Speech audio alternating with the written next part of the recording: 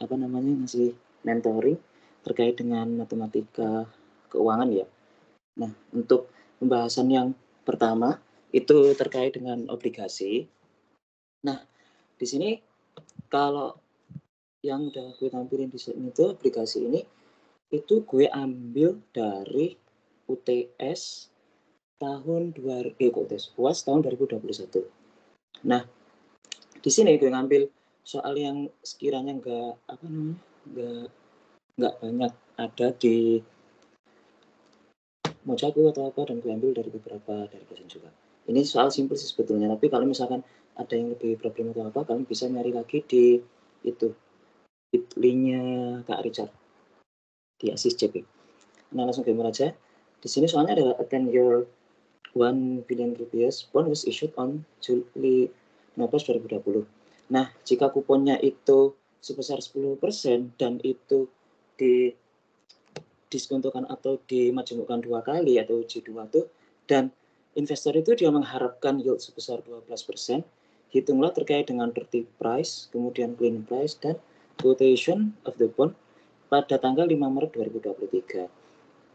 Nah, di sini kita tulis saja terlebih dahulu, maturity-nya itu, bonds-nya itu 10 tahun, kemudian F atau F itu bisa disebut per value atau nominal value atau nilai yang tertera langsung di bonds-nya itu sebesar 1 miliar.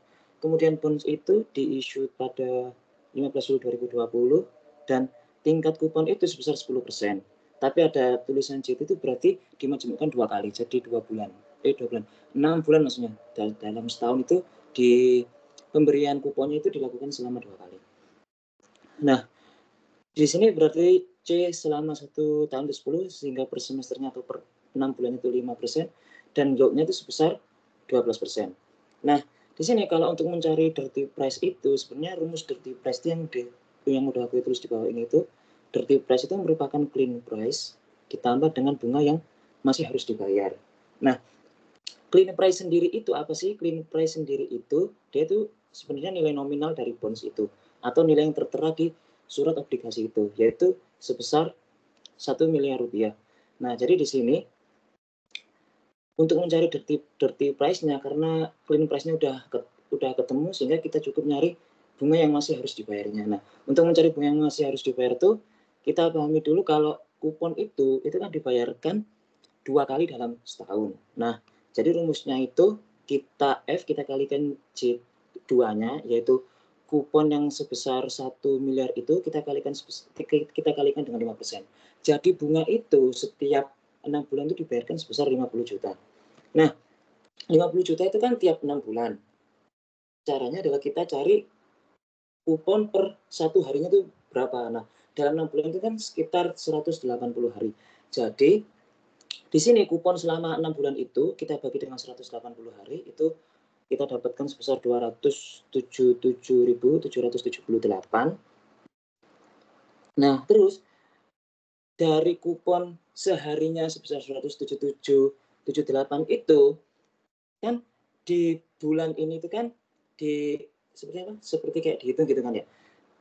Dari bonds issued itu kan 15 Juli 2020. Tapi quotation-nya di 5 Maret 2023 menuju ke 15 Juli 2020 itu berapa sih bunga yang belum dibayarkan. Nah, itu kan dari 5 Maret sampai 15 Juli itu gue hitung sekitar 133 hari. Jadi bunga yang masih harus dibayar atau diterima itu yaitu sebesar 277 di sini kita kalikan dengan 133 sehingga hasilnya muncul sebesar 36 juta. Nah, dari bunga yang masih harus dibayar sebesar 36.944 itu kita tambahkan dengan clean price sebesar 1 miliar, akan ketemu dirty price-nya sebesar 1 miliar 36 juta rupiah. Seperti itu. Itu untuk clean price dan dirty price. Nah, untuk selanjutnya itu quotation. Quotation itu sebenarnya kayak nunjukin quotation itu seperti kayak kalau misalnya kalian baca indeks harga kan ya, quotation itu dia itu seperti suatu indeks harga dari bonds. Jadi kalau kalau misalkan bonds ini tuh untuk satu periode gitu kan, untuk satu periode ditetapkan harganya itu dalam satuan 100. Nah, kira-kira dalam satu periode misalkan 1 tahun ya. Satu periode itu 1 tahun itu ditetapkan 100. Nah, kira-kira quotation atau indeks dalam 6 bulan itu berapa sih? Nah, gitu. Indeks dalam 6 bulan. Nah, itu maksudnya disebut sebagai quotation. Nah, kalau yang sesuai di soal itu, kan dia meminta berapa quotation dari bond itu jika bonds itu dijual pada tanggal 5 Maret 2023. Nah, bonds itu kan dibeli tanggal 15 Juli 2020. Itu kalau dihitung-hitung dapat T-nya itu sebesar 2,5 tahun. Nah, di sini jadinya gue kalikan dengan 2 aja karena bunganya itu dimajemukkan 2 kali sehingga bonusnya itu didiskontokan sebesar 5 kali. Jadi di sini gue cari price bonds pada saat 5 Maret 2023 itu sebesar 465 juta dan price bonds saat maturity karena di sini totalnya 10 tahun itu sebesar 885 juta. Jadi quotation-nya itu tinggal dibagi yang price pada tanggal 5 Maret itu dibandingkan dengan price at maturity sehingga ketemu di sini harganya 0,53 atau kalikan dengan 100 jadinya 52,6.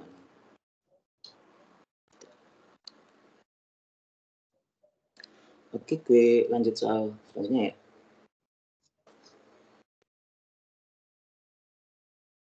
Soal selanjutnya ini terkait dengan shares atau saham.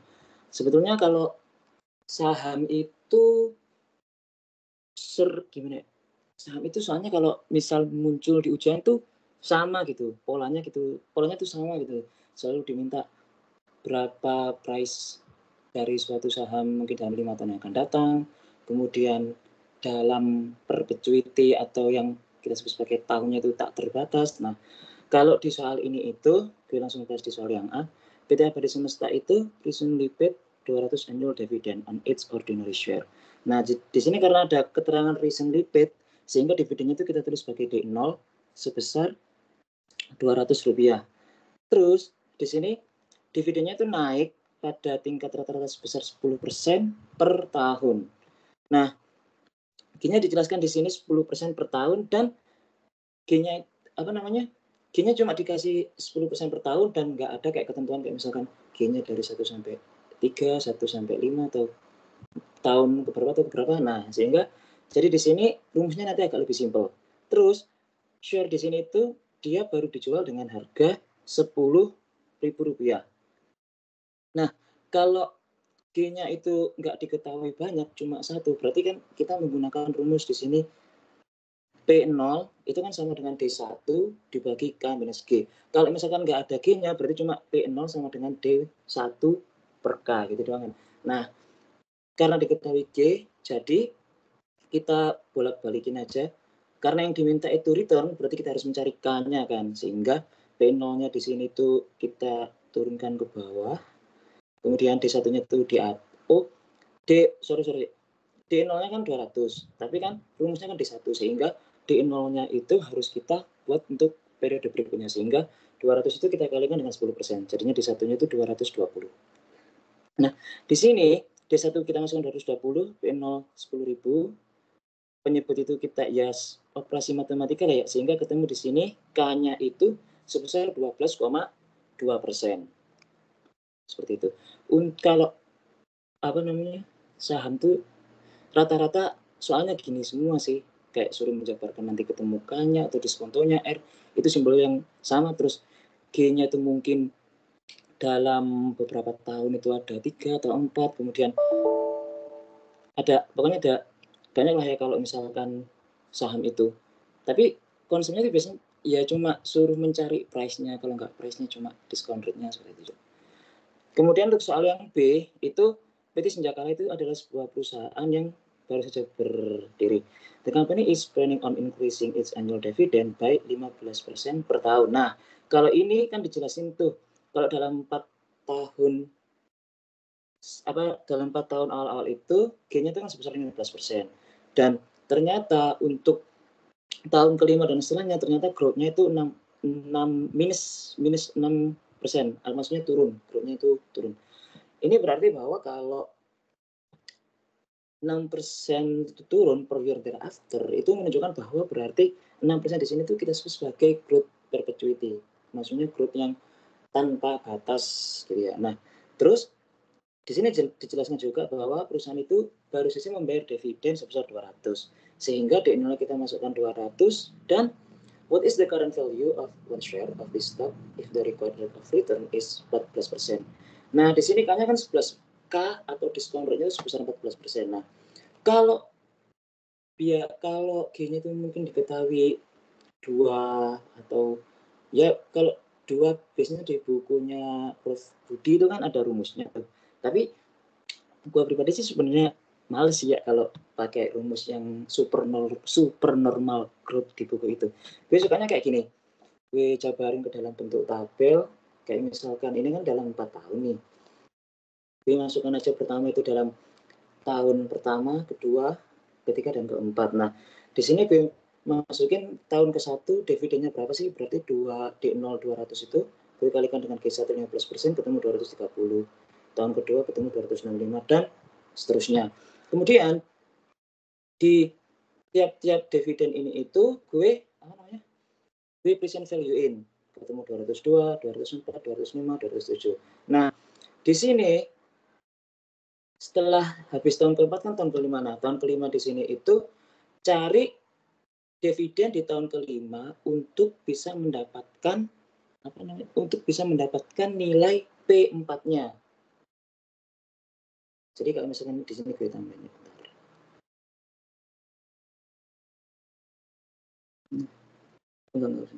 Nah, D5 itu gue dapetin dari D di tahun 4 350 ini gue kalikan dengan growth sebesar minus 6%.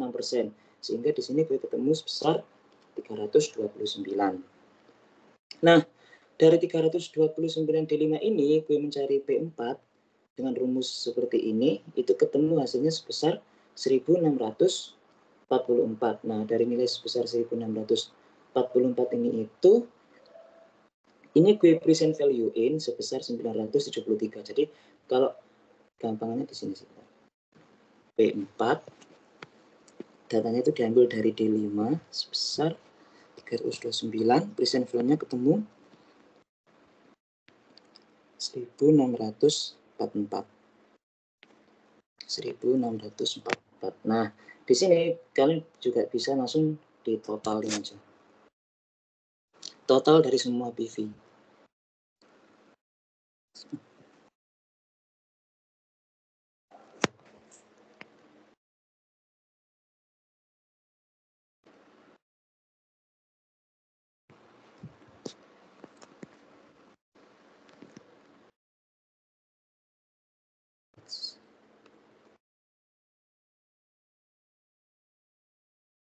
Oh, ya. 23.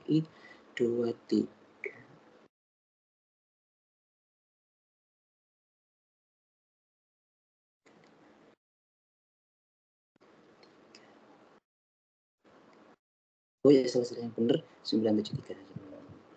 Ini 973. Taruh. Nah, hasilnya sama sebesar 1791. Jadi kalau ngerjain soal ini tuh kalau misalkan diketahui kayak misalkan udah tahun ke-6 atau tahun ke-7, berarti kalian bikin tabelnya itu kayak misalkan nih perubahan di tahun ke-8, berarti tabelnya itu sebisa mungkin kali ber-8, ya kan? Kemudian cari D9, kemudian untuk mencari P8, terus PV-nya yang bawah ini kalian jumlahin semua. Gitu. Kalau gue suka gitu ya, daripada pakai cara yang super normal growth yang di buku itu. Oke, sebelum gue ya, kenapa? Itu yang boleh ke bawah, Kak. Oh, iya. Yang ini? Ya. Yang D/5 K kurang G ini yang 14% dikurang 6% yang penyebutnya atau 14% ditambah 6%, Kak? Oh, Kak, iya benar-benar. Benar-benar. Jadi kalau oh iya benar-benar. Jadi kalau minus berarti ini nambah ya. Oke. Makasih ya. sama, Kak.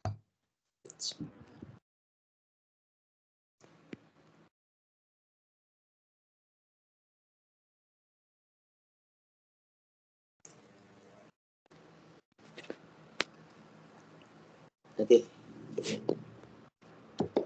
Oke, gue coba itu bentar. Sebentar ya.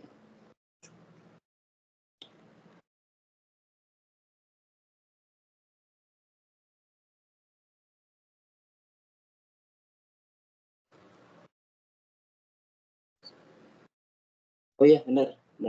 Ya cuma salah tanda doang. Tapi hasilnya itu kok. Oke, makasih ya koreksinya ya.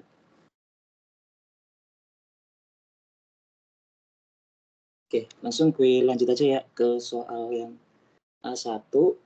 Soal A1 ini gue ambil di buku Pak Budi, di buku Prof Budi, di bagian terakhir kalau nggak salah ya, kira-kira yang latihan ujian. Nah, di sini membahas terkait dengan yield and return. Nah, di sini soal yang pertama itu, Anda berinvestasi sebesar 500 juta pada surat berharga negara dengan jangka waktu 180 hari. Nah, kita tulis terlebih dahulu investasi di sini sebesar 500 juta pada surat berharga. Berarti itu kita bisa menganggap bahwa 500 juta itu nilai yang udah tertera di surat berharganya, entah obligasi, entah saham. Nah, terus di situ jangka waktunya T-nya sebesar 180 hari. Kemudian diketahui juga bank diskon yield atau RBD-nya, imbal hasil diskon bank, itu yang ditawarkan sebesar 7,5%. Nah, di sini sebenarnya yield and return itu konsepnya cuma mencari return doang sih.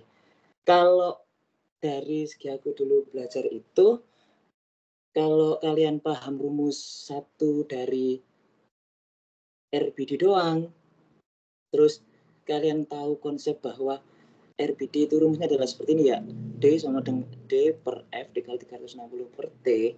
Nah, D itu nilainya diperoleh dari F dikurangi dengan P0. F itu nilai nominal atau nilai yang tertera. P0 itu harga pembelian atau harga yang berlaku di pasar. Nah, biasanya sih F itu pasti lebih besar daripada P0 gitu. Nah, jadi untuk mengerjakan ini itu, yaitu cari pertama dulu aja diskonnya. Diskonnya itu sebesar, di sini 18.750 kalau sesuai dengan rumus ini ya. Jadinya RBD-nya sebesar 7,5%, gue kaliin F, gue kaliin T, kemudian gue bagi dengan 360. Ketemunya 18.750. Nah, setelah ketemu diskonnya, gue cari P0-nya, yaitu F minus D sebesar 481.250.000. Nah, ini ingat juga sih ya, kalau di RBD atau bank discount yield sama money market yield, kita asumsinya adalah dia menggunakan 360 hari. Tapi kalau yang di nomor berapa ya? Effective annual yield itu dia menggunakan 365 hari. Jadi dari nilai diskon yang sudah kita ketahui itu, kita cari aja imbal hasil pasar uang. Nah, kalau di soal yang A, imbal hasil pasar uang itu rumusnya adalah dia D dibagi dengan P0. Kalau tadi kan D dibagi dengan F. Bedanya cuma di situ doang sih. Kalau pasar uang berarti dia D pakai P0. Itu artinya kalau mungkin kalian yang sudah yang udah kalian pelajarin tuh, kalau kalian belajar obligasi ya, itu kan surat berharganya itu kan kupon C itu kan yang tertera di surat obligasinya, surat utangnya. Nah, tapi bunganya yang berlaku di pasar itu kan disebut dengan yield. Itu yang menunjukkan harga obligasi yang sebetulnya. Tuh. Jadi kalau di pasar uang ini ya dia mengarahnya juga sama ke P0, ke harga yang berlaku di pasarnya. Tuh. Jadi di sini rumusnya adalah RMM D per P0 kali 360 per T. Gue masukin aja D-nya sebesar 18 juta dibagi dengan 481 juta. Kemudian gue kalikan dengan 360 dibagi T. Di sini gue ketemu sebesar 7,792%.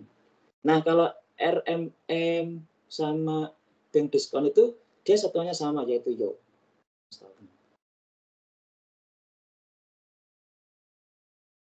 Oke, gue lanjut ke soal yang kedua. Soal kedua itu terkait dengan imbal hasil periode atau disebut sebagai holding period yield atau holding period return. Nah, holding period return itu sebenarnya konsepnya sama sih dengan HPR, ya kan? Dia itu biasanya digunakan untuk menggambarkan return suatu investor ketika dia itu menanamkan entah surat berharga, entah instrumen investasi yang lainnya, itu sampai seberapa lama. Maksudnya kayak misalkan ya, investor tuh dia pengen invest suatu surat berharga dalam 3 bulan. Ya udah, kira-kira dalam 3 bulan tuh berapa return yang dia dapetin. Itu holding period. Jadi satuannya nggak dalam 1 tahun. Jadi holding period itu sebenarnya fleksibel sih. Kalau misalkan kita pengen invest dalam waktu 2 tahun, 3 tahun, ya returnnya itu dihitung dalam waktu 2 tahun, 3 tahun. Maksudnya nggak saklek setahun gitu kalau imbal hasil period itu. Nah, mungkin kalau saran gue juga, kalau buat holding period return itu sebenarnya konsep awal sih untuk mempelajari return yang setelahnya gitu. Dan holding period return itu dia tuh sering digunain untuk banyak sekali hal sih. Dan kalau misalkan kalian nanti di semester 5 dapat mata kuliah IPM, HPR tuh paling banyak muncul lah gitu.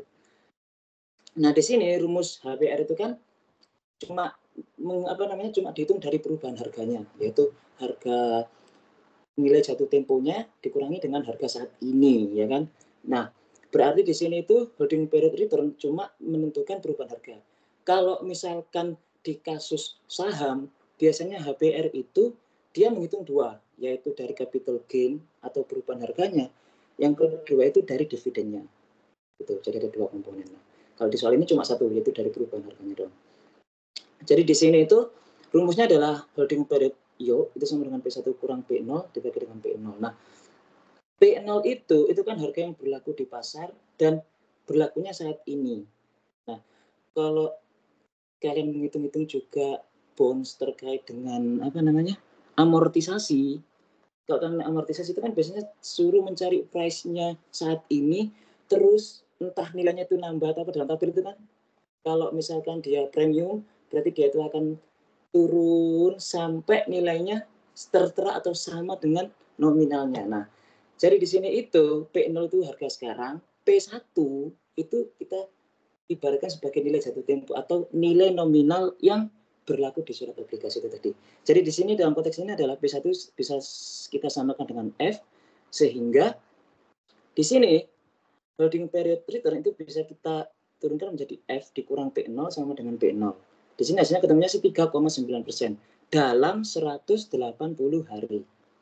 Nah, jadi sebenarnya konsep holding period return itu kalau di soal mungkin diketahuinya diskon atau apa ya tinggal gampang kan. Maksudnya kalau HPR kan rumusnya di sini kan P1 minus P0 per P0. Atau sama dengan HPR sama dengan F minus P0 per P0. Atau holding period return itu bisa sama dengan diskon dibagi dengan P0. Gitu.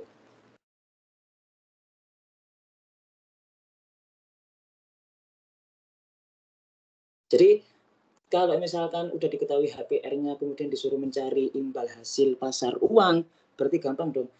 RMM itu bisa kita sama dengan holding period return, itu kita kalikan dengan 360 dibagi dengan T.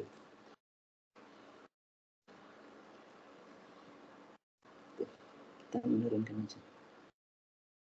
Oke, kalau berdasarkan soal ini ketemu sebesar 3,9%. Kemudian untuk yang C itu terkait dengan imbal hasil efektif tahunan.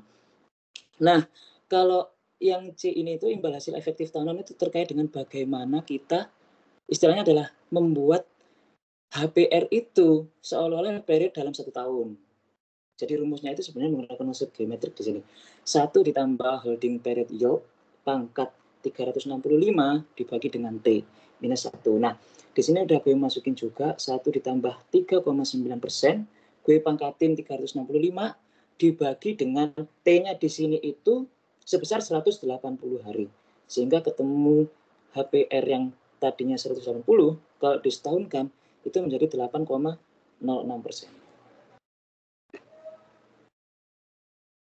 Oke, sebelum gue lanjut, ada yang mau tanya?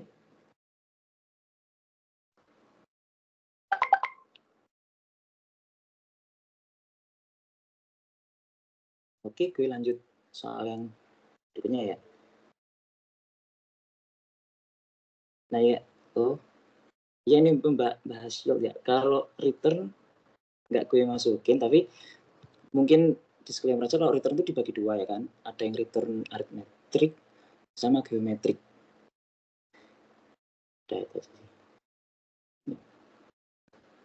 Oke, gue lanjut ke pembahasan selanjutnya terkait dengan indeks saham. Nah, di sini kalau ada soal terkait dengan indeks saham, saran dari gue itu mending dibuat kayak gini, dibuat tabel. Indeks saham yang kalian pelajari itu kan ada 4 jenis tuh, ya kan? Dan biasanya diketahui juga ada 4 jenis. Itu yang pertama weighted average atau tak tertimbang, yang bobotnya dibagi sama semua. Kemudian ada yang berdasarkan harga atau price weighted. Kemudian market cap atau yang disebut sebagai value apa namanya, indeks harga nilai value ya kan. Kemudian ada yang menggunakan indeks harga jumlah saham yang beredar atau yang disebut sebagai free float. Nah, kalau di soal itu pada T0 atau pada periode dasar itu nilai indeksnya kan sebesar 100. Nah, kemudian nilai indeks sebesar 100 ini itu kalau kita gambarkan itu bukan sebagai, itu bukan price atau harga semua harga saham, tapi itu kayak suatu indeks gitu, kayak suatu skala yang digunakan untuk mengukur harga-harga yang sedang bekerja di pasar modal. Nah, data sahamnya udah gue pindahkan juga di sini. Nah, kemudian untuk soal yang pertama itu hitunglah indeks harga berdasarkan dengan perubahan harga dari saham-saham yang sudah disebutkan di dalam tabel. Nah, kalau indeks yang berdasarkan harga di sini itu masukin aja shares-nya itu berapa, kemudian kalau males apa langsung aja masukin P0 sama P1-nya. Nah, dari P0 sama P1 ini itu caranya bisa, kalau dari gue bisa dua sih. Caranya adalah P0 ini kalian jumlahin sehingga ketemu sebesar 3.600, kemudian P1-nya itu kalian jumlahin sehingga ketemu 6.200. Nah, tadi kan indeksnya di tahun 0 itu kan sebesar 100. Jadi di tahun pertama yaitu berarti tinggal kalian bagi aja di sini 6.200 dibagi 3.600, kalian kalikan dengan indeks di P0 sebesar 100 sehingga ketemu 172,22. Jadi indeks harga yang berlaku di tahun 1 untuk indeks berdasarkan atau price method itu sebesar 172,22. Sehingga di sini kalau soalnya minta berapa persentase perubahan, gampang. 172,22 kurangi dengan 100, sehingga ketemu 72,22%. Tapi kalau yang ditanya berapa indeks harga tahun ke-1 berdasarkan indeks berdasarkan harga, berarti jawabannya adalah 172,22. Itu cara yang pertama. Gue paling suka dengan cara itu. Terus yang kedua, cara yang kedua itu kalian bisa ngurangin satu-satu gini.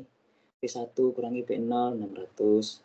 1.200 kurangi 100, 1.100, 1.400 ini minus 600. Nah, itu kalian jumlahin, ternyata perubahannya itu sebesar 2.600. 2.600 ini kalian bagi dengan 3.600, total P0, ketemunya sama juga, 72,22%. Itu indeks berdasarkan harga.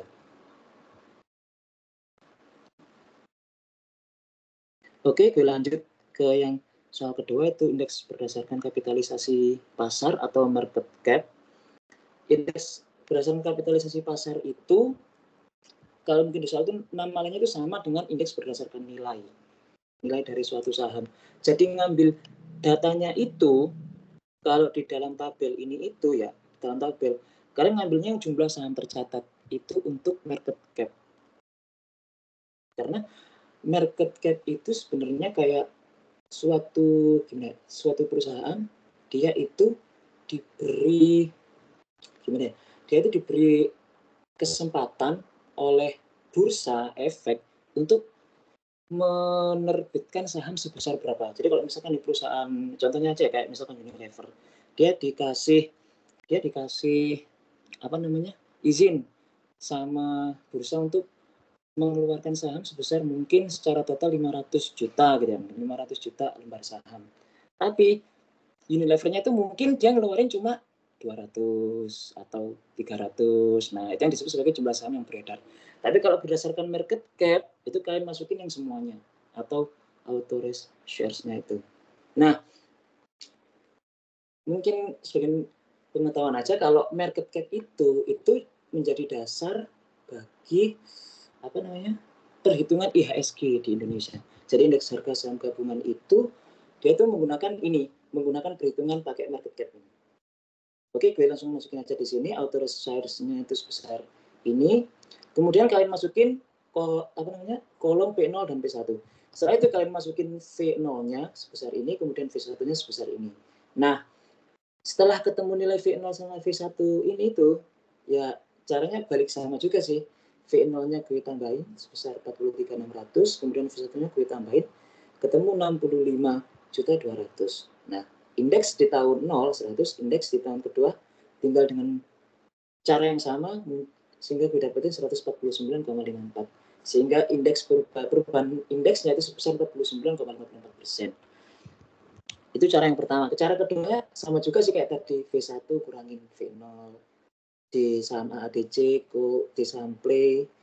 Kemudian ketemu total 21.600, gue bagi dengan 43.600, gue ketemu persenkan sebesar 49,54%. Caranya sama sih sebenarnya semuanya. Cuma yang penting kalian tahu kalau market cap itu kolom mana yang harus kalian kaliin, terus apa namanya, free float, harga itu apa. Nah, mungkin sebagai tambahan juga gue lupa ngasih tahu. Kalau market cap itu kan disebut market cap. Jadi saham itu dinilai berdasarkan harganya. Jadi di sini jumlah sahamnya itu kalian kalikan dengan harganya. Kalau berdasarkan harga cuma harga doang. Oke, gue lanjut yang ke C, itu berdasarkan dengan saham beredar atau yang disebut sebagai outstanding shares atau free float, sama aja. Kemudian gue masukin juga kolom P0 atau price di tahun ke-0 dan P1 price di tahun ke-1. Di sini ketemu, gue cari juga V0-nya berapa, V1-nya berapa, kemudian V0-nya gue tambahin ketemu 20.600, V1 gue tambahin ketemu 32.800. Di sini indeksnya gue ketemu, gue dapetin dari 32,8 juta, gue bagi dengan 20,6 juta, gue kaliin dengan 100. Sehingga ketemu 159,22. Ini indeks berdasarkan free float. Sehingga perubahan indeksnya sebesar 59,22%.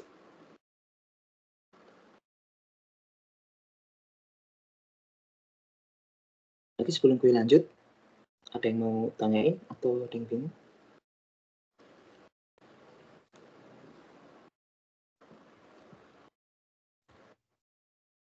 Oke, langsung gue lanjut ya di soal yang B. Nah, soal yang B ini itu dia membahas terkait dengan kriteria investasi. Kriteria investasi. Nah, kalau di kriteria investasi itu seperti yang kalian pelajari kan ada banyak tuh. NPV IRR dalam satu bab, kemudian apalagi indeks profitabilitas, payback period, discounted payback period di bab yang lain, tapi dalam satu bab. Nah, di sini kenapa NPV sama IRR itu dia dipisah? Karena dua pengukuran itu sering digunakan dalam menilai proyek-proyek investasi yang dilakukan oleh seorang investor. Itu NPV dan IRR itu. Oke, gue langsung ke pertanyaannya. Di sini PT Parker dia mengidentifikasi arus kas berikut untuk proyek baru mereka. Nah, di sini ada dua proyek. Proyek yang pertama itu atau proyek A di tahun 0 pasti yang namanya proyek itu pasti mengeluarkan biaya atau modal lah ya, itu sebesar 1 miliar. Kemudian di tahun kedua dan seterusnya diharapkan bisa mendapatkan arus kas dari proyek yang udah ia lakukan. Nah, di sini dengan tingkat imbal hasil yang diminta sebesar 12%, Anda diminta untuk menjawab berapa sih net present value atau NPV dari masing-masing proyek. Kemudian jika kedua proyek itu bersifat mutually eksklusif, kira-kira proyek manakah yang harus dipilih PT Parker? Nah, rumus N PV, kalau mengerjakan NPV itu berarti syaratnya harus ada diskontonya terlebih dahulu, yaitu sebesar 12%. Di sini rumus NPV udah gue masukin, yaitu cash flow tahun pertama dibagi 1 ditambah discount rate, kemudian cash flow tahun kedua di present value di pangkat kedua, hingga seterusnya, kemudian dikurangkan dengan initial investment atau I0. Nah, syaratnya adalah NPV itu nilainya diterima, proyek itu diterima jika NPV-nya itu positif. Dan NPV-nya itu negatif, itu berarti bahwa proyek itu ditolak. Nah, di sini gue udah masukin arus cashnya sebesar berapa, kemudian untuk PV yang 0 ini nggak bisa untuk kita present value karena di saat ini, kemudian di tahun 1 hingga tahun keempat, gue present value in, ketemu dalam tabel-tabel ini, proyek A, B ini, untuk tahun yang ketiga proyek ada yang minus, karena itu dia pengeluaran di tahun ketiga. Nah, sehingga di sini gue nemu NPV-nya itu sebesar 457 juta untuk proyek A dan proyek B sebesar 328 juta. Nah, kalau kalian mengerjakan ini di Excel, ini yang cara yang gue lakuin ini tuh yang A, ini kan habis gue present value satu-satu nih di kolom ini. Nah, setelah itu gue tambahin di total sini tuh gue tambahin, kemudian gue kurangin dengan yang sini. Jadi jangan menambahkan ini semua gitu. Oh, sorry, tambahin semua. Kalau yang di bawah ini gue pakai rumus NPV, gue masukin aja di sini rate-nya sebesar 12% dengan dengan besaran CF-nya juga, kemudian gue kurangin dengan initial investment-nya. Nah, itu untuk cuma menghitung doang ya, untuk menghitung net present value-nya doang untuk masing-masing proyek. Belum diminta untuk memutuskan kira-kira proyek yang mana yang akan dipilih. Kemudian yang pertanyaan yang kedua itu, kalau misalkan kedua proyek itu dia bersifat mutually eksklusif, kira-kira proyek mana sih yang akan dipilih? Nah, di sini gue kasih disclaimer dulu ya. Jenis proyek yang udah kalian pelajarin itu ada dua tuh. Ada yang proyek independen sama proyek yang mutually eksklusif. Nah, proyek independen itu yang namanya independen ya kan. Berarti proyek itu itu nggak memiliki hubungan dengan proyek-proyek yang lain. Kayak misalkan nih suatu perusahaan dihadapkan pada beberapa proyek A dan proyek B, kalau proyek A ini diselesaikan itu nggak ngasih pengaruh sama sekali ke proyek B. Itu artinya adalah kalau proyeknya itu independen, suatu perusahaan itu dia bisa mengambil proyek itu secara sekaligus. Dan biasanya kalau proyek independen itu kayak nilai kriteria investasinya seperti NPV, IRR, atau uji kriteria investasinya yang lain itu biasanya sama. Kayak misalkan ya, proyek A, proyek B, ini independen. Proyek A, NPV-nya diterima. Biasanya aja sih, nggak pasti. Biasanya IRR-nya, IP-nya, indeks profitabilitasnya, itu juga diterima. Kalau independen itu biasanya gitu. Nah, kalau yang proyek mutually eksklusif itu, proyek itu tuh dia ada hubungannya, satu sama lain itu ada saling kesinambungan. Artinya proyek A kalau diselesaikan, maksudnya gini, kalau proyek A sama proyek B nih, kalau proyek A itu nggak diselesaikan terlebih dahulu, B nggak jalan. Artinya kedua proyek ini itu harus diselesaikan salah satu dulu. Jadi di sini suatu proyek ini itu dia nggak bisa dijalankan secara sekaligus, sehingga dia wajib untuk pilih salah satu. Kalau untuk proyek mutually eksklusif, ini biasanya ditunjukkan dengan kayak nilai NPV, IRR-nya itu biasanya nilainya itu berbeda. Kayak misalkan NPV-nya tadi diterima, tapi mungkin IRR-nya ditolak. Gitu. Kalau dalam soal ini, karena dia mutually eksklusif, sehingga kita harus pilih salah satu, berarti kita cari NPV-nya yang lebih besar, yaitu proyek A sebesar 457 juta. Ini karena ya gimana, NPV itu emang karena dia menunjukkan arus kas yang akan kita dapatkan dari kita berinvestasi. NPV itu nggak tahu kalian diajarin apa enggak. NPV itu gua waktu itu sama Pak Wasis, bapaknya bilang kalau NPV itu merupakan kriteria investasi yang paling akurat dibandingkan dengan kriteria investasi yang lain. Karena NPV itu menunjukkan rentangnya bagus, kemudian dia juga memperhitungkan yang namanya present value. Oke, gue lanjut yang kedua. Yang C, jika kedua proyek itu tidak bersifat mutually eksklusif, dan proyek mana itu yang harus dipilih oleh PT Parker berdasarkan indeks profitabilitas. Nah, kalau berdasarkan indeks profitabilitas, sama aja di sini gue present value ini satu-satu nih, dari tahun 1 sampai tahun keempat, itu gue jumlahkan, kemudian gue bagi hasilnya dengan initial investment. Untuk PV proyek A ketemu sebesar 1,45 dan IP di proyek B itu ketemu sebesar 1,3. Syaratnya IP itu kalau lebih dari 1 diterima, kalau kurang dari 1 itu enggak diterima. Rumusnya seperti ini. Jadi arus kas di tahun-tahun sebelumnya itu kita bagi dengan initial investment. Dan kata dosen Pak Wasis juga, IP itu urutan kedua setelah NPV yang cukup akurat dibandingkan dengan IRR. Jadi di sini karena proyeknya itu independen, tidak mutually eksklusif, sehingga kita bisa memilih itu dua-duanya. Kalau misalkan nih proyek A itu meskipun dua-duanya ini independen, proyek A diterima, maksudnya proyek A itu lebih dari 1, proyek B kurang dari 1, jawabannya tetap, maksudnya jawabannya harus diganti. Kita harus tetap memilih proyek yang A, bukan memilih dua-duanya. Oke, lanjut yang terakhir. Berapa periode discounted payback kira-kira untuk setiap proyek? Nah, kalau discounted payback berarti arus kasnya itu untuk tahun 1 sampai ke 4 itu kita present value-in dulu. Gue ketemu sebesar ini. Nah, setelah itu gue masukkan di bagian yang sebagai akumulasi. Nah, di sini untuk tahun untuk ke 0 kan minus 1 miliar. Kemudian tahun pertama berarti 1 miliar gue tambahin dengan 245 juta ketemu 754 dan seterusnya sampai ke bawah. Kemudian yang proyek B dengan cara yang sama juga seperti itu. Nah, dari sini itu kalau untuk menentukan payback period atau discounted payback period itu sebenarnya hampir sama sih. Kayak gini ya. Ini kan di PV proyek A nih, di tahun ketiga minus 654.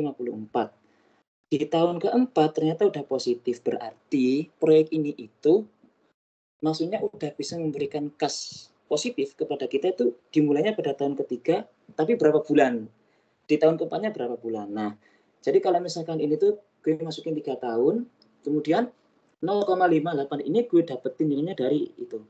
Ini gue dapetin nilainya dari 600 gue dapetin dari sini 654 juta yang minus di tahun ketiga itu gue bagi dengan sini 1 miliar alias PV di tahun keempat. Jadi ketemunya 0,58. Kalau di soal sih, gue biasanya cuma langsung masukin 3,58. Gue langsung tambahin 3,6 tahun lah. Tapi kalau misalkan mintanya agak ribet berapa bulan berapa hari ya berarti tinggal kalian masukin aja 0,58, kalian kalikan dengan 12, ternyata ketemunya 7 bulan. Kemudian sisanya 0,06, kalian kalikan dengan 1 tahun berapa hari? 365 hari, berarti ketemunya 24 hari gitu. 24 ini diambil dari sini, 23,8. Sama dengan yang proyek B, sama juga di sini minus menjadi plus di tahun ketiga sebesar 763 di tahun ini kan. Gue masukin aja 3 tahun, kemudian 0,4 gue dapetin dari minus akumulasi 531, gue bagi dengan present value di tahun keempat 1,2 M sehingga ketemu 0,41 alias di sini bisa langsung dimasukin 3,41 tahun.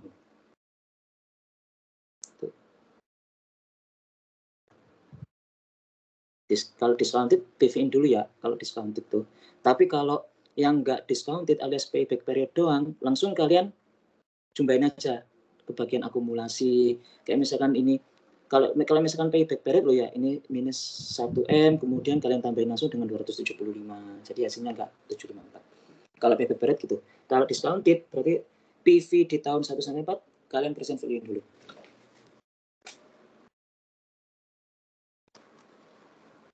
Oke. Lanjut ya.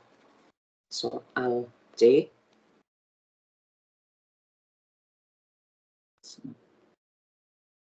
soal C ini itu, nah kalau soal C ini itu dia diketahui arus kas dari tahun 0 sampai ke 5 itu sebesar itu. Terus dia ngasih tahu juga kalau tingkat diskonto untuk semua arus kas negatif, yang negatif nih, negatif itu sebesar 15% dan yang positif itu sebesar 10%. Atau di sini ngomongnya tingkat reinvestasi lah. Nah, di sini kita disuruh untuk menghitung modified IRR. Modified IRR itu sebenarnya IRR yang dimodifikasi, udah gitu aja kan ya. Kalau di buku kan ada 3 tuh caranya, ada yang menggunakan metode diskonto, investasi, dan ada yang menggunakan metode gabungan. Kalau metode diskonto itu semua arus kas negatif di tahun 1 dan setelahnya itu didiskontokan di depan. Kalau metode reinvestasi, semua arus kas negatif entah positif yang ada di tahun 1 dan seterusnya itu didiskontokan di akhir karena konsepnya adalah reinvestasi, menginvestasikan lagi. Nah, kalau metode gabungan itu semua yang negatif itu didiskontokan ke depan, tapi kalau yang arus kas positif itu didiskontokan ke tahun yang akhir, itu dengan metode gabungan. Jadi di sini gue langsung aja, di tahun 0 kan arus kasnya sebesar ini. Kemudian karena dia meminta arus kas negatif didiskontokan ke depan, jadi di sini yang minus arus kas minus 35 ini gue diskontokan ke tahun 0. Nah, ini gue diskontokan ketemunya ternyata 17,401. Itu langsung gue tambahkan dengan nilai yang atasnya sebesar 100. Jadi totalnya sebesar minus 117,401. Nah, untuk yang nomor 5 ini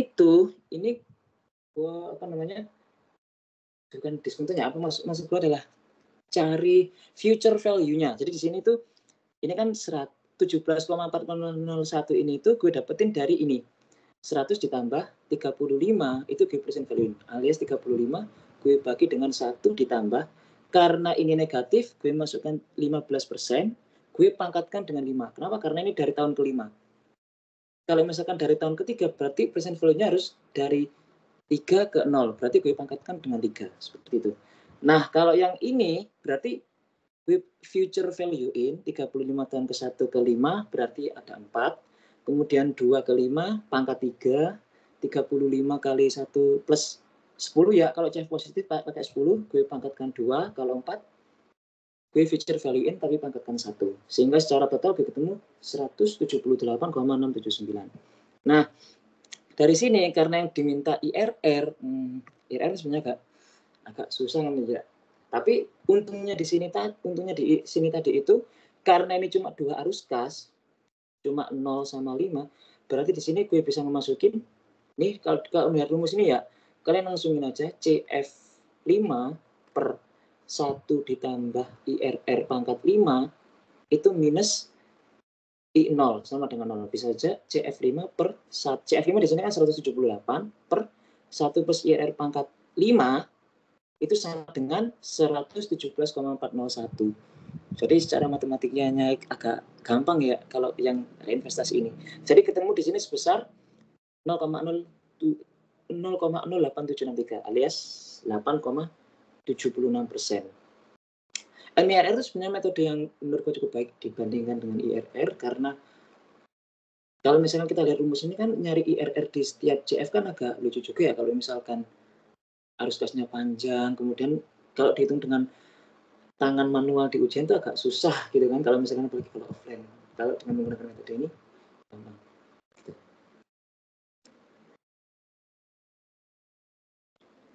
Oke, tidak ada yang mau tanya? Oke, gue lanjut ya di soal yang D. Soal D ini itu terkait dengan margin trading atau perdagangan margin. Nah, margin trading atau perdagangan margin itu sebetulnya adalah dia itu bentuk seorang investor, strategi investor untuk nyari untung. Nama investor ya kan, bentuk investor nyari untung tapi dengan menggunakan strategi margin trading. Dia menggunakan yang disebut sebagai perdagangan margin. Tapi ciri khas dari margin trading itu investor dia dia melakukan margin trading itu uang yang dia keluarkan itu sedikit atau bahkan hampir nggak ada sama sekali. Uangnya itu dari pihak ketiga semua. Itu margin trading. Entah itu dari investor yang lain atau dia dari pihak kreditur seperti bank. Nah, kalau di soal ini itu di sini broker AA dia menawarkan pembiayaan kepada investor untuk membeli saham dengan persennya sebagai berikut. Margin awal atau initial marginnya itu sebesar 50.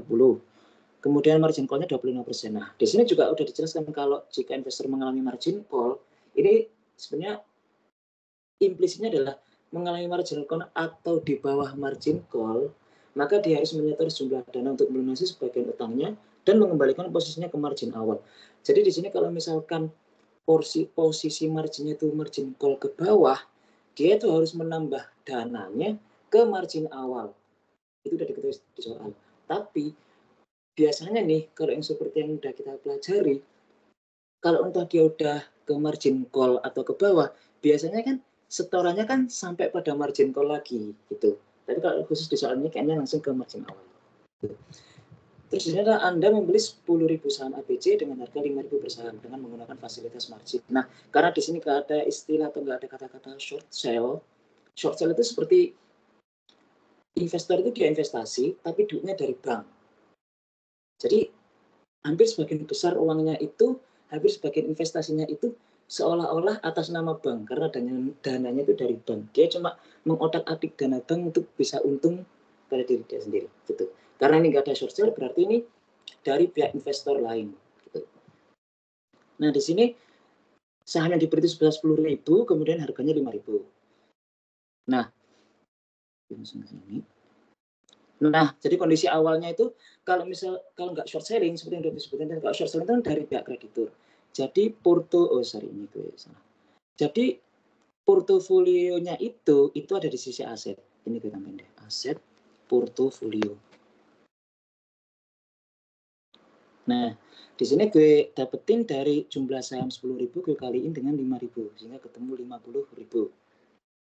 Terus karena margin awalnya 50%, di sini gue masukin aja di sini equity-nya dari investor lain, ya kan, dari investor lain itu 50% gue kalikan dengan aset portofolio sebesar 50 juta sehingga ketemu 25 juta dan debt-nya tinggal mengisi saja agar balance itu sebesar 25 juta.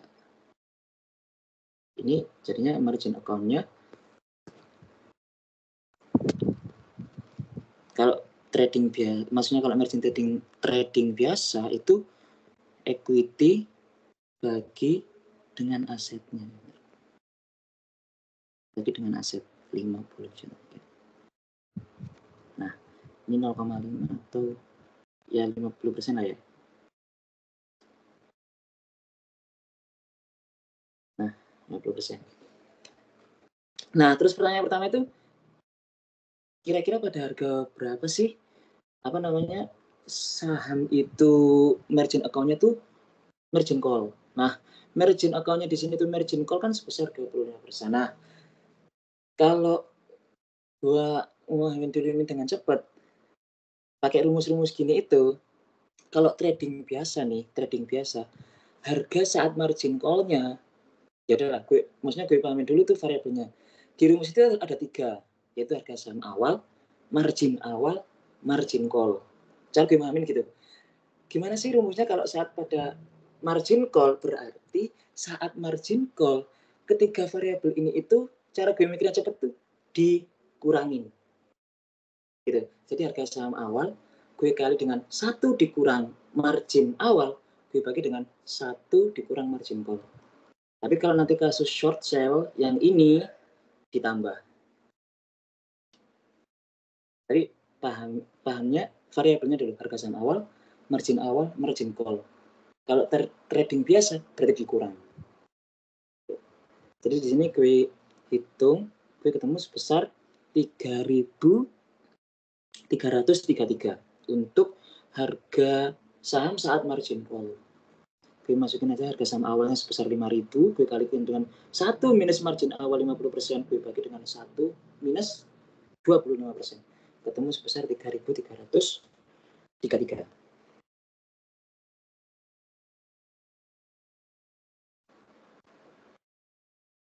Oke, gue lanjut ke soal yang kedua nih.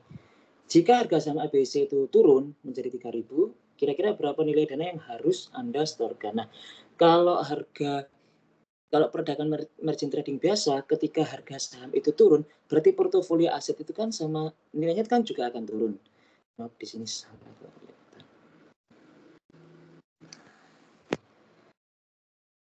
Kalau margin trading biasa ini harus aset porto ya.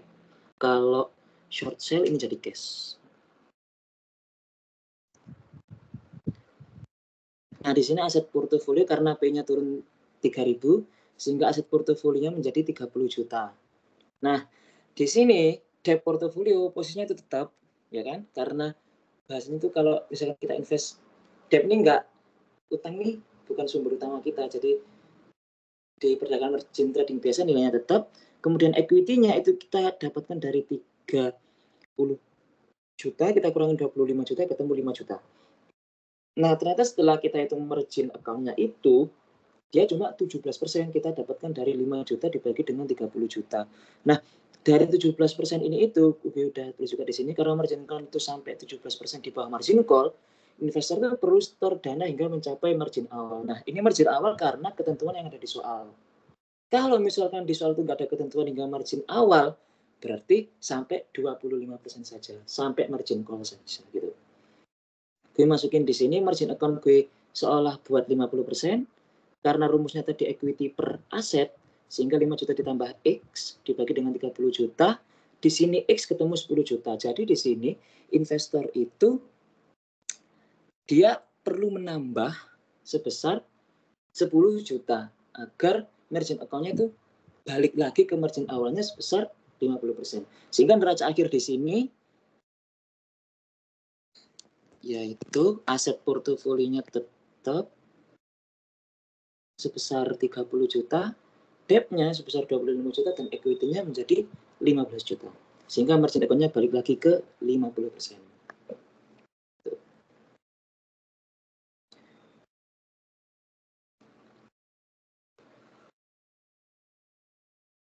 Lanjut ke yang nomor 3, jika harga saham ABC itu naik menjadi 6.000, kira-kira berapa nilai dana yang dapat ditarik? Nah, karena ini nilainya naik, harga naik, berarti investor ini, kita yang, maksudnya investor yang menanamkan modal, nilainya juga ikut naik, sehingga aset portofolionya naik di sini. Dari yang awalnya tadi cuma 50 juta, di sini menjadi 60 juta. Karena harganya naik ke 6.000.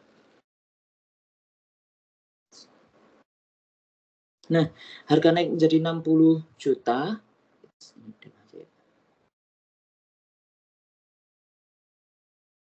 Nulisnya dep aja ya kalau misalkan sorry. Kalau nggak short selling, dep aja cukup nulis dep aja. Nah, di sini gue masukin 60 juta, depnya tetap dia nggak akan berubah sama sekali, 25 juta, tapi equity-nya juga nambah karena harga saham naik menjadi 35 juta. Nah, ternyata setelah dihitung-hitung itu, margin account-nya menjadi 58%.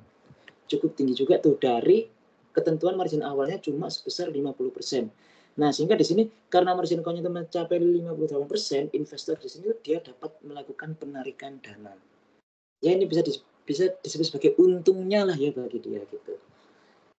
Jadi di sini penarikan dananya itu gue ambil dari presentasi equity bagi aset, yaitu 35 juta per minus X per 60 juta minus X, itu gue seolah-olah margin account-nya kembali lagi ke 50%. Sehingga di sini jadi dana yang dapat ditarik itu sebesar 10 juta. Jadi di sini investor dia dapat untung nih dari kenaikan harga yaitu sebesar 10 juta. Sehingga di sini neraca akhirnya adalah aset portofolionya itu balik lagi ke awal yang tadi sebesar 50 juta dan equity-nya diambil lagi 10 menjadi 25 juta. Sehingga margin account-nya tetap sama 50 juta. Ada yang mau ditanyain?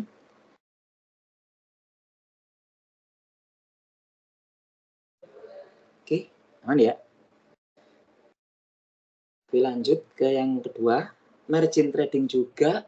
Ini soal UAS ya ini. Ya ini soal UAS angkatan grade itu. Ini itu margin trading tapi dia tipenya short sell. KLM stock brokers offers short sell. Nah, sebenarnya kalau mungkin gambarnya gimana? Short sell itu mungkin biar bikin paham aja. Short sell itu istilah short. Short itu jual. Nah, konsepnya jual di sini itu adalah investor itu untung jika short sell itu kan dananya dari pihak ketiga atau kreditur. Bank nih. Short, dia itu akan menjual. Dia posisinya itu udah punya apa ya? Udah punya portofolio, udah punya saham lah. Dia itu menjual sekuritas atau surat berharga itu ketika harganya tinggi. Short selling itu istilahnya gitu. Ketika dia menjual itu ketika harganya tinggi. Setelah itu ketika harga saham atau surat berharga itu turun, dia akan beli. Itu yang disebut sebagai short selling. Sebenarnya itu untung juga gitu loh. Kalau bahasanya adalah kalau misalnya kalian punya kendaraan, punya apa ya? Punya tanah atau apa, kalian udah punya itu lama, misalkan sekarang harganya berapa nih? 50 juta misalkan ya.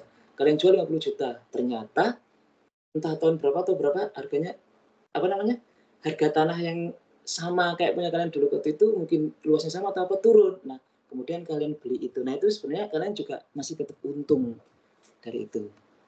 Tuh, short selling itu. Jadi sebenarnya kalau short selling itu jual dulu harga tinggi baru beli rendah. Tuh. Lawannya itu lupa gue. Pokoknya long apa gitu lawannya itu. Lawannya itu berarti dia untuk sekarang nih kondisinya adalah dia beli ketika harga murah, tapi dia jual di harga yang tinggi pada waktu yang akan datang gitu. Dia masih tetap sama-sama untung short sell. Nah di sini initial marginnya diminta 50%, kemudian minimum margin atau margin call sama aja 25%, dan if subjective to margin call, investor must deposit to some return the position to initial margin. Soalnya sama juga ya dengan yang tadi diminta untuk ke 50%. Nah, di sini stok itu harganya sebesar 30.000 per stok dan jumlah stoknya itu sebesar 10.000. Sama, soalnya hampir sama. Gue nyari-nyari soal ujian ini tuh banyak juga tapi simple gitu. Menurut gue kayak soal ini tuh paling agak susah gitu ya dalam kondisi yang naik turun gitu harga sahamnya. Nah, kalau harga margin call yang pada kondisi short, cara gue memahaminya adalah 3 tadi. Maksudnya pertama itu pahami dulu variabelnya, harga saham awal, margin call. Kemudian kalau kondisi short berarti kurangin. Kok mau tambahin maksudnya. Tambahin. Berarti harga saham awal kalikan dengan 1 ditambah margin awal dibagi dengan 1 ditambah margin call. Bedanya cuma ditambah sama kurang doang sih variabelnya sama. Jadi sini gue masukin aja harga saham awal 30.000 tambahkan dengan 1 ditambah kalikan dengan 1 ditambah margin awal 50% dibagi dengan 1 ditambah 25%. Sehingga ketemu hasilnya ini 36.000 untuk soal yang satu. At what price are we subjected to a margin call? Itu sebesar 36.000. Itu harga saat margin call. Artinya ini sebenarnya gini sih. Kalau rumusnya kan nambah. Artinya kalau misalkan disuruh interpretasi, kalau harga saham itu semakin naik di atas 36.000, mau nggak mau investor itu harus nombokin. Dia harus store. Kalau margin call gitu. Kalau di short selling itu gitu. Kalau yang ini tadi, ini kan cuma 3.333. Kalau ini harganya lebih rendah daripada 3.333, berarti investor yang harus nombokin ini. Konsepnya agak dibalik. Lawannya aja sih dua-duanya itu. Oke, gue lanjut ke soal yang 2 ya. Nah, ini kan stock price-nya harganya di atas margin call nih, 36. Kayaknya mau nggak mau, investor di sini yang ngutang kepada bank, dia harus nombokin, dia harus store lagi lah bahasanya tuh. Di sini kondisi awalnya adalah cash. Nah gini, kalau di short sell, tadi kan kalau perdagangan margin trading biasa, pertama kan fokusnya ke aset portofolionya. Harga saham ini kali 10.000 kali 5.000 itu jadi aset portofolio. Tapi kalau yang di short sell itu dia akan menjadi debt portfolio. Karena investor itu dia pinjam uang dari bank dan bagaimana dia mengelola itu di dalam tradingnya itu tadi. Gitu. Nah, di sini udah dikasih tahu kalau sahamnya 10.000, harganya 30.000, debt portfolio menjadi 300 juta. Nah, kemudian margin awalnya itu meminta 50%, sehingga portofolio ini kita kalikan menjadi kita kalikan dengan 50% itu menjadi 150 juta. Nah, 150 juta itu yang menjadi milik kita gitu loh. Sehingga di sini cash yang kita punya, ya kan, yang kita punya itu sebesar 450. Kita dapatkan dari bank sama uang dari investor lain atau dari kita, dari diri kita juga. Kita tambahkan menjadi 450. Nah, karena di sini naik menjadi 37.000, ingat short selling itu punya bank, sehingga debt portfolio naik menjadi 370 juta.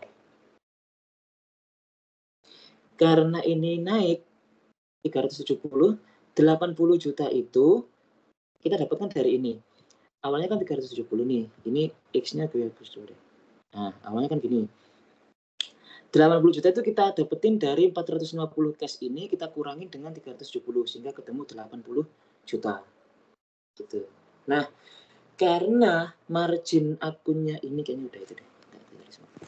Margin account di sini itu kita dapetinnya itu dari, kalau short sell itu dia dari equity kita bagi dengan debt portfolio sehingga ketemu 22%. Nah, 22% ini kan di bawah dari 25 margin call-nya. Nah, karena di soal diminta untuk kembalikan ke initial margin, berarti nggak mau margin account ini tuh kita harus buat ke 50%. Jadi kita harus menambah dana yang dari 80 juta ini. Sehingga ya sama sih dengan equity ratio ya kalau di margin account itu. Karena equity dibagi dengan debt. 50% sama dengan 80 juta ditambah X. Kita bagi dengan 370 juta. Sehingga di sini perlu untuk menambah dana sebesar 105 juta. Gitu. 105 juta ya. Jadi neraca akhirnya tuh enggak ada. Jadi di sini neraca akhirnya tuh jadi ini.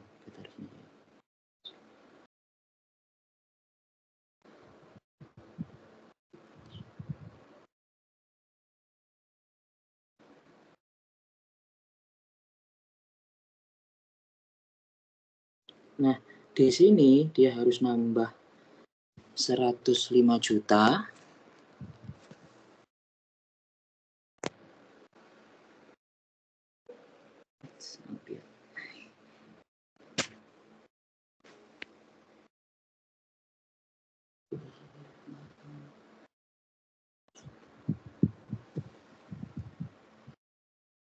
Sebentar. 450. Nah, yang sebelah sini equity juga harus nambah 105 juta. Nah, ininya tetap 370 buat yang itu. Jadi kalau di short selling itu ketika harganya turun, berarti debt portfolio-nya itu gue salah soal ya. Kalau harga sahamnya itu naik, berarti debt portfolio naik, berarti ekuitasnya turun. Tuh, kalau di short sell. Terus kalau misalkan harganya turun, berarti debt portfolio-nya turun, equity-nya naik. Seperti kasus di soal nomor 3. Nah, gue langsung lanjut ke yang nomor 3. Ini how much per individual UN stock price. Nah, kalau soal nomor 3 ini tuh berapa banyak return dalam persentase yang kemudian didapatkan untuk tahun depan jika harga stock price-nya itu menjadi 33. Turun kan, yang dari awalnya itu sebesar, dia naik dari 30 tapi masih di bawah margin call. Di sini naik 33. Nah, ini kondisi awal. Nah, debt-nya ini di sini berarti harusnya 33 kalikan dengan 10.000. Nah, ketemu 330 juta. Kemudian equity di sini sama aja, kita kalikan dengan kita kurangin, tadi kan kondisi awalnya kan 450 juta. Kemudian 450 juta ini kita kurangi dengan 330, equity-nya tetap ketemu sebesar 120. Hitung aja dulu margin account di sini itu berapa sih kalau jika harganya naik menjadi 3.300, yaitu 120 bagi dengan 330. It's percentage.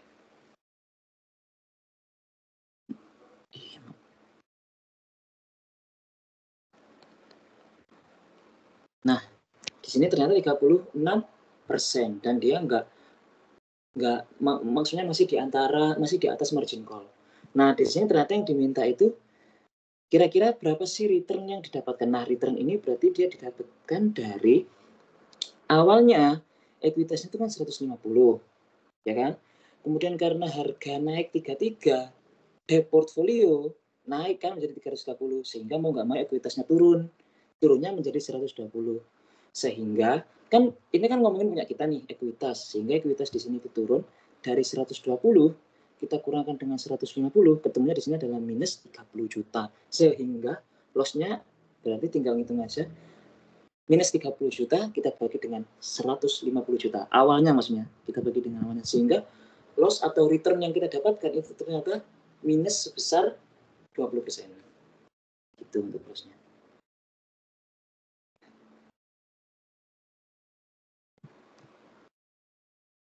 Jadi kalau di short sell tuh bagian pasifannya ini kayak berlawanan gitu ya. Kalau misalkan harganya sahamnya naik, berarti bank enak, dia yang punya saham, sehingga nilai investasinya naik, kita turun gitu. Jadi kalau pas harganya turun, berarti di bank, maksudnya nilai portofolio bagi bank atau krediturnya itu yang di debt turun, tapi punya kita naik gitu. Kayak berlawanan.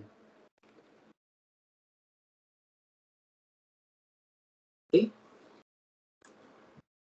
Langsung dilanjut ke soal yang terakhir. Sebelum dilanjut, ada pertanyaan dulu.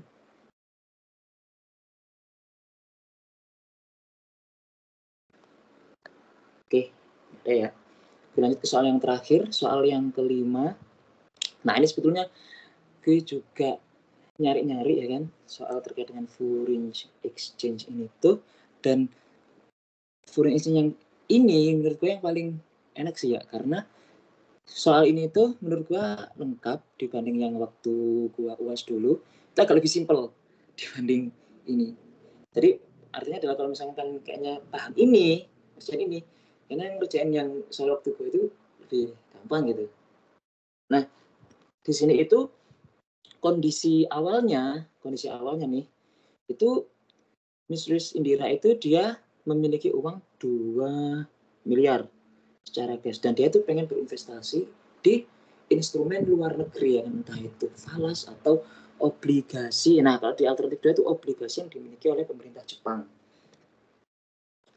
Nah, di sini alternatif pertama yaitu dari uang sebesar 2 miliar dalam cash itu, kira-kira dia mau investnya di alternatif 1 kah, di deposit US dollar atau di bonds di Jepang. Nah, kalau USD deposit itu menawarkan di situ bunganya 2% per tahun dan tingkat pajaknya itu 20%, dan itu sudah disebutkan juga selling rate-nya sebesar berapa, buying rate-nya itu atau kurs belinya itu juga sebesar berapa. Kalau alternatif 2 itu obligasi pemerintah Jepang atau JPY, Japan Yen. Di situ nilainya face value-nya atau nilai yang tertera di bonds-nya itu sebesar 20 juta yen. Tetapi harga obligasi yang berlaku di pasar itu sebesar 90 plus 1,5 transaction fee. Terus bonds pemerintah Jepang itu dia memberikan kupon sebesar 4% per tahun. Kemudian bond price-nya pada tanggal 2 Januari 2023 itu sebesar 96, dan itu nggak ada biaya transaksi dan perpajakannya. Di situ sudah dijelaskan juga terkait dengan kurs jual dan kurs beli yen yang berlaku di pasar atau di bank. Nah, berdasarkan soal di sini tuh, untuk kedua alternatif ini itu konversi nilai investasi yang sebesar 2 miliar guys dalam rupiah itu ke dalam bentuk USD di alternatif 1 dan yen di alternatif 2. Jadi di sini investasi sebesar 2 miliar dimasukin aja di sini. Nah, di sini jangan itu ya, maksudnya jangan sampai kebalik-balik ya. Kalau misalkan kita ini gini, ini mungkin gue agak tekanin lagi. Kita ini kan sebagai orang Indonesia nih, kita punya mata uang rupiah. Nah, bank. Sebenarnya mereka itu pengen mata uang apa sih? Mau nggak mau dia itu pengennya menumpuk cadangan rupiah. Artinya adalah ketika bank butuh rupiah, dia itu harus menjual mahal. Sehingga itu menjadi kurs jual. Jadi perspektifnya itu dari banknya, gitu. Bank menjual mata uang asing. Bank membeli bank menjual mata uang asing. Bank membeli mata uang asing. Nah, perspektifnya di sini adalah kita punya uang dalam rupiah sebesar 2 miliar dan banknya ini menjual mata uang USD sehingga investasinya kan tanggal 2 Januari. Berarti kita cari kurs di 2 Januari karena bank perspektifnya di sini adalah dia itu menjual mata uang asing dan dia memupuk rupiah sehingga dia menggunakan kurs jual sebesar di sini sebesar 13.900. Jadi konversinya adalah di sini dibagi ya. Kalau kurs jual itu dibagi 2 miliar gue bagi dengan 13.900 ketemu 143.885 USD. Kalau misalkan dia pilih alternatif 1.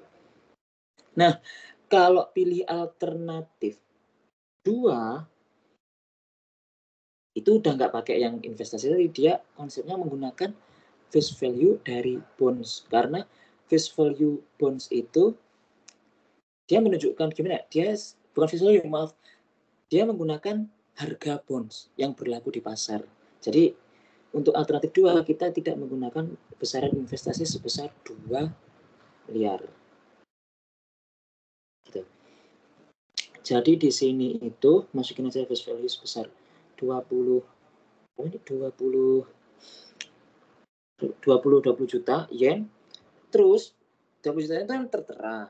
Tapi harga yang berlaku di pasar itu pada tanggal 2 Januari 2022 itu 90 plus 1,5. Sehingga itu yang berlaku di pasar itu sebesar 91,5% yen. 91,5 dari face value. Sehingga 91,5% kita kalikan dengan 20 juta yen, ketemu investasi kalau dalam yen itu sebesar 18.300.000. Nah, ini juga ada tambahan juga terkait dengan transaction fee. Ini kalian baca di mana ya? Ini angka 1 kayaknya belum diajarin ya, kayaknya kalau angka 1 ya. Angka 2 ini kalau transaction fee. Kalau bonds itu istilahnya adalah capitalize. Capitalize itu biaya-biaya yang terkait untuk menerbitkan atau membeli suatu bonds atau obligasi itu kita bisa capitalize. Capitalize itu artinya nilainya itu bisa kita tambahkan di nilai bonds. Itu yang disebut sebagai capitalize. Jadi kalau misalkan kalian beli bonds sebesar 50 juta, ada biaya-biaya total 25 juta, berarti kalian bisa menilai bonds kalian itu sebesar 75 juta terkait dengan transaction fee. Kalau saham, misal kalian beli saham total 50 juta, tapi ada transaction fee sebesar 25 juta.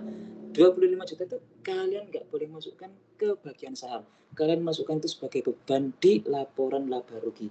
Di bagian beban operasi atau di beban non operasional. Itu untuk saham. Nilainya tidak dijadikan satu. Gitu. Lanjut yang soal yang ke B itu for each alternative calculate the rate of return. Nah, kalau di investasi yang dilakukan di produk-produk investasi luar negeri itu returnnya kan biasanya ya mungkin ada bunganya atau apa, tapi return tambahan dari itu adalah return dari falasnya, dari perbedaan nilai tukarnya, ya kan. Kalau nilai tukarnya semakin menguat, berarti investasi kita semakin menguntungkan. Tapi kalau nilai falas mata uang asing semakin turun, berarti investasi yang kita lakukan semakin turun juga, semakin rugi. Nah, di sini untuk yang soal B di alternatif 1, di sini dijelaskan. Nah, interestnya 2%, tapi taksnya atau pajaknya itu 20%. Ini artinya itu kalau misalkan gimana ya? Kalau kalian investasi di luar negeri itu, investasi di luar negeri, kalau kalian pengen dapetin dividen, dapetin bunga atau apapun yang sejenisnya, teks itu emang menjadi bagian yang nggak terelakkan sih. Itu memang ditetapkan oleh beberapa negara menjadi pendapatan bagi diri dia gitu kan. Karena mungkin sebagai upaya untuk kalau misalkan kita ini pengen menggiatkan investasi di dalam negeri, kalau luar negeri kita kasih restriksi, kita kasih pembatasan dengan pemberlakuan pajak seperti itu. Jadi untuk alternatif 1 net interestnya adalah di sini 1,6, kalian ini kita dapetin dari 2%, gue kalikan dengan 1 minus 20%, sehingga ketemu 1,6%. Nah, di sini itu returnnya, nah karena yang diketahui dua tanggal, berarti kan alternatif 1 nih 2 Januari 2023 maksudnya dibalik sebelum 2 Januari 2022 itu kan jalannya kan periodenya kan 1 tahun. Nah, kalau dilihat di sini selling price-nya kan awalnya kan kita menggunakan 13.900. Nah, untuk menghitung harga 1 tahun ke depannya itu kita harus menggunakan buying rate. Kenapa? Karena posisinya di sini kita tadi kan punya uang 2 miliar. Kita investasi, kita memiliki USD. Nah, ketika kita ingin mencairkan uang kita, biasanya kalau misalkan ada perubahan harga atau apa, berarti mau nggak mau bank itu harus membeli uang asing ke kita, sehingga itu menggunakan buying rate di 2 Januari 2023 sebesar 14.100. Nah, ini 14.100, 13.900 gitu. EDR ke USD. Kalau ini berarti dibalikin USD ke IDR. Nah, net return untuk menghitung di sini rumusnya langsung aja ingat gue ya. 1 plus RV. RV di sini itu sebesar RV ini itu besaran dari net interest yaitu 1,6%. Kalian kaliin dengan 1 plus persentase dari apresiasi. Apresiasi ini itu rumusnya menggunakan, kalau sebut apresiasi itu dilangsung ya. Maksudnya dilangsung itu kalau apresiasi ini 13.900 ke 14.100, menginterpretasikan apresiasi itu kita awalnya gimana ya? Dolar awalnya rupiahnya cuma segini. Nah, kemudian 1 tahun 1 dolar, nah rupiahnya kok malah banyak, dari 13.900 malah lebih banyak 200. Berarti dolar menguat. Kalau dolar menguat berarti itu percentage dari apresiasi. Kita sebagai investor diuntungkan dalam hal ini karena adanya apresiasi. Sehingga kalau apresiasi seingat gue itu langsung aja di sini 14.100 dikurang 13.900 bagi 13.900 kali 100% ketemu 1,4%. Ini untuk apresiasi. Tapi kalau untuk depresiasi seingat gue di di 1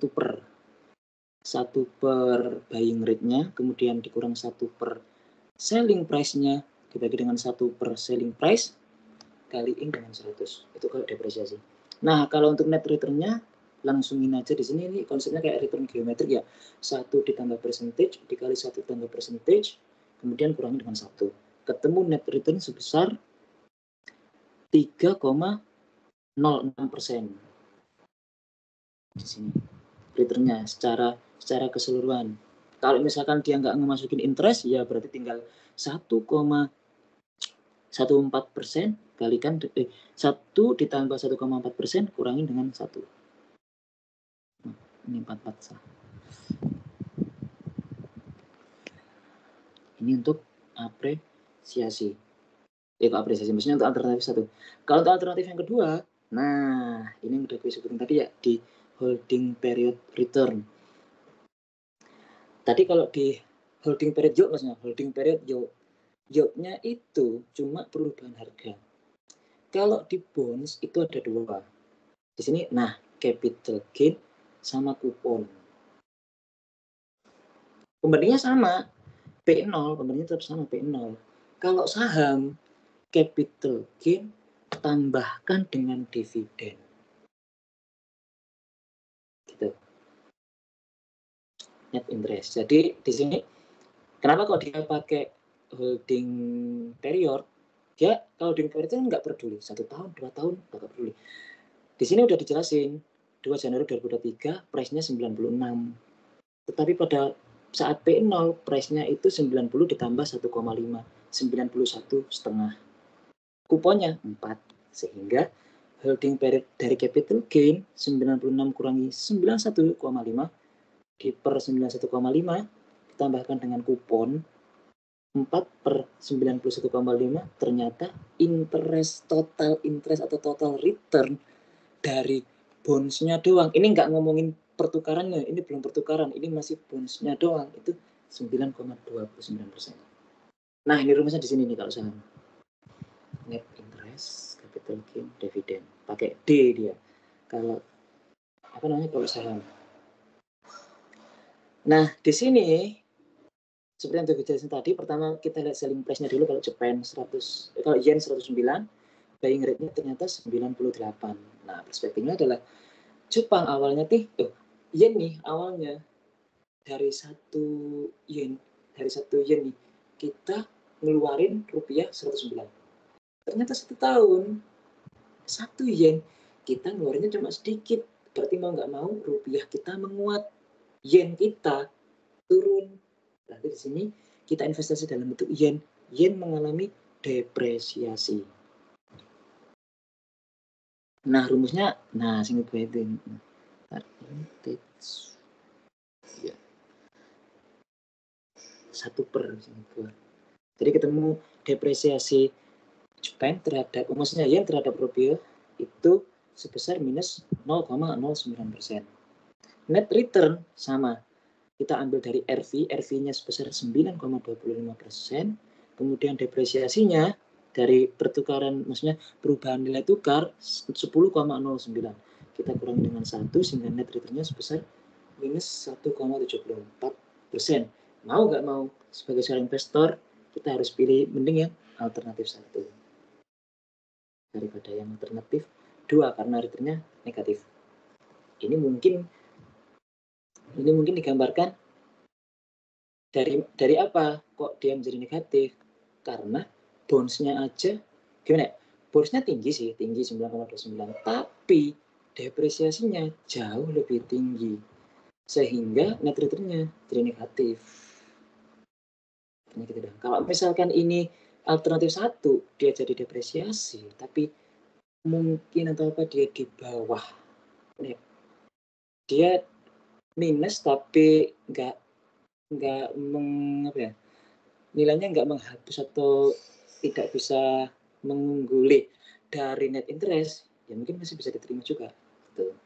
Tapi kalau ini kelihatan jelas ya kalau depresiasinya jauh lebih tinggi gitu dibandingkan dengan net interest dari bonds. Mending mau nggak mau pilih yang alternatif 1. Yang soal yang terakhir, explain which investment alternative she should take once to withdraw her funds.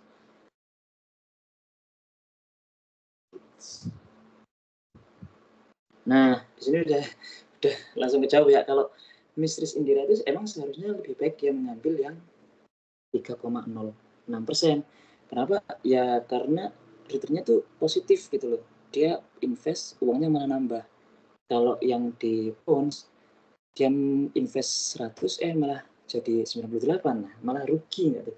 Itu kalau orang investasi. Nah, di sini udah disebutin juga ini sebesar ini, percentage depreciation terhadap rupiah cuma 1,48, apresiasi IDR terhadap Jepang 11,22. Ini artinya gini, depresiasi rupiah terhadap IDR sih? Depresiasi rupiah terhadap USD. Nah, depresiasi rupiah terhadap USD itu ternyata kecil banget gitu kan. Nilainya tapi kecil banget. Berarti mau nggak mau kayaknya enak investasi di dalam USD. Kalau ini lihat apresiasi IDR terhadap Jepang. Mata uang kita itu naiknya lebih tinggi 11,22% dibanding yen. Daripada gitu, mending kita investasi di surat berharga di Indonesia daripada kita invest bonds di Jepang, di yen. Gitu. Ini cuma itu sih. Ini tuh cuma apa sih istilahnya? Oh, salah gue. Maaf. Ya, sorry. Kalau apresiasi tadi soalnya sama sih. Maksudnya langsung ini aja ya, maksudnya langsung 1400 kurangi dengan 13.900. Kalau nyari percentage depresiasi itu langsungin aja. Di sini berarti 98 kurangin 109 per 109. Nah, kalau yang diketahui itu kayak misalkan apresiasinya berapa, cari pencari depresiasi itu baru di 1 per. Ya, sorry, maaf. 1 per apresiasinya berapa, kemudian dikurangi dengan 1 per apresiasi itu, kemudian dibagi.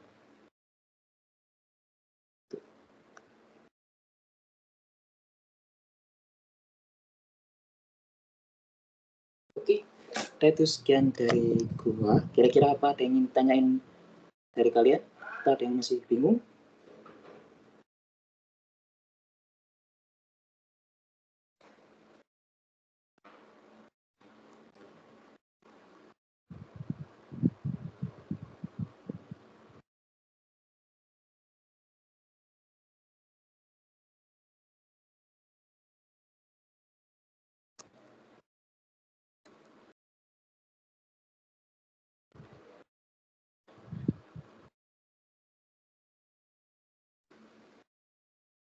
Nggak ada yang mau, maksudnya ada yang bingung di bagian mana atau itu, atau nggak ada pertanyaan sama sekali?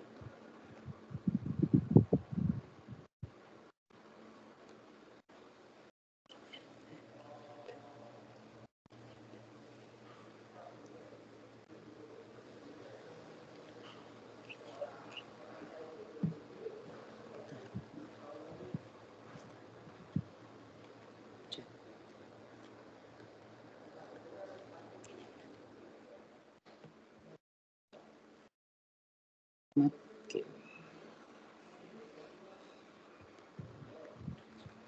Oh, oke. Karena udah nggak ada yang nanya juga. Bentar.